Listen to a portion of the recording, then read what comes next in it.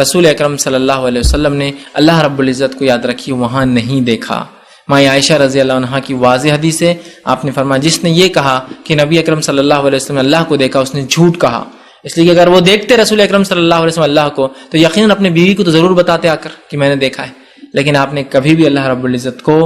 نہیں دیکھا۔ اس سفر میں آپ نے جبرائیل علیہ السلام کو اپنی حقیقی شکل میں دیکھا۔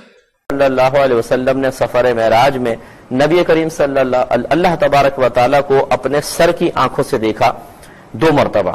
لیکن سیدہ عائشہ صدیقہ رضی اللہ تعالی عنہا کی روایت ہے جو یہ کہے کہ نبی کریم صلی اللہ علیہ وسلم نے اپنے رب کو اپنی ظاہری آنکھوں سے دیکھا، اس نے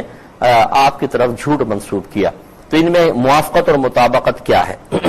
دیکھیں یہ سیدہ عائشہ صدیقہ رضی اللہ تعالی عنہا کی حدیث بالکل درست ہے اور یہ بخاری میں موجود ہے۔ درست ہے سے مراد واقعی یہ حدیث ہے اور بخاری میں موجود ہے، لیکن مسئلہ یہ ہے کہ حضرت ابن عباس رضی اللہ تعالی عنہما اس کے راوی ہیں کہ نبی کریم صلی اللہ علیہ وسلم نے اللہ تبارک و تعالی کو اپنی سر کی آنکھوں سے دیکھا۔ جب ایک صحابی نبی کریم صلی اللہ علیہ وسلم کی طرف منسوب کر کے کوئی بات بیان کر رہے ہوں اور سیدہ عائشہ صدیقہ رضی اللہ تعالی عنہا جو یہ کہہ رہی ہیں یہ آپ سرکار کی طرف منسوب نہیں کر رہے بلکہ یہ آپ کی اپنی ذاتی رائے ہے، اسی لیے آپ نے آگے فرمایا کہ آیت کریمہ پیش کی کہ اللہ تبارک و تعالیٰ نے ارشاد فرمایا کہ آنکھیں اللہ تبارک و تعالیٰ کا ادراک نہیں کر سکتی، اللہ تعالیٰ آنکھوں کا احاطہ کر سکتا ہے۔ یہ آپ نے بطور استدلال آیت کریمہ پیش کی۔ اس سے ظاہر ہوتا ہے کہ اگر سیدہ عائشہ صدیقہ رضی اللہ تعالی عنہا نے یہ اللہ تعالیٰ کی رؤیت کا انکار نبی کریم صلی اللہ علیہ وسلم سے براہ راست سنا ہوتا تو آپ ہی کی طرف منسوب کرتی کہ میں نے نبی کریم صلی اللہ علیہ وسلم سے سنا کہ جو میری طرف یہ منسوب کرے کہ میں نے اللہ کو اپنی ظاہری آنکھوں سے دیکھا اس نے مجھ پر جھوٹ باندھا، لیکن ایسا نہیں ہوا، بلکہ سیدہ عائشہ صدیقہ رضی اللہ تعالی عنہا اپنی طرف سے ایک استدلال ایک آیت سے کر کے اپنی اجتہادی صلاحیتوں کو استعمال کر کے ایک نتیجہ مرتب کر رہی ہیں۔ اب یہاں 2 چیزیں آ گئیں، ایک صحابی اپنی ذاتی بات نہیں کہہ رہے بلکہ نبی کریم صلی اللہ علیہ وسلم سے یقیناً سن کر کہہ رہے ہیں کیونکہ انہوں نے کوئی استدلال اپنے طور پر نہیں کیا۔ سیدہ عائشہ اپنا استدلال پیش کر رہی ہیں، اور جب 2 صحابہ کے اقوال باہم ٹکرائیں، ایک ایسا قول ہو جو ظاہر کر رہا ہو کہ نبی کریم صلی اللہ علیہ وسلم سے ہی بات سنی ہے، اور ایک صحابی کا قول ایسا ہے جو اس کے متضاد ہے لیکن وہ ان کی ذاتی رائے پر مشتمل ہے، تو یاد رکھیں کہ اس صحابی کو فوقیت ہوگی، ان کے قول کو فوقیت ہوگی جس میں یہ ظاہر ہو رہا ہو کہ انہوں نے نبی کریم صلی اللہ علیہ وسلم سے سنا ہے۔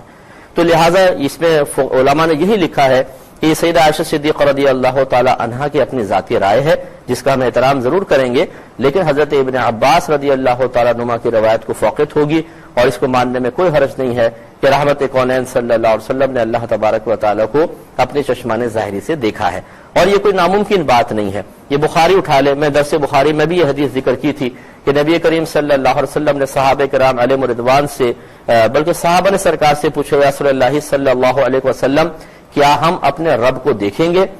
آپ نے ارشاد فرمایا کہ ہاں تم بروز قیامت اللہ تعالیٰ کو دیکھو گے، اور پھر سرکار نے فرمایا کہ یہ بتاؤ